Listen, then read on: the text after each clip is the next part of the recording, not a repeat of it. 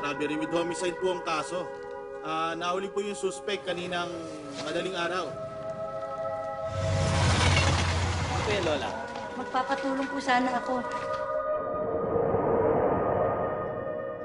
Ito kasi naisa. Ipiprend ako ang pension card ko para may pandagdag tayo sa buro.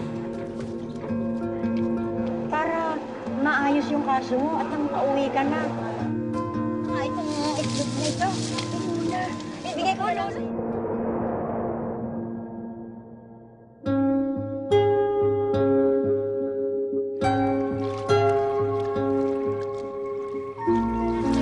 Ay, naku. Salamat ho. Salamat.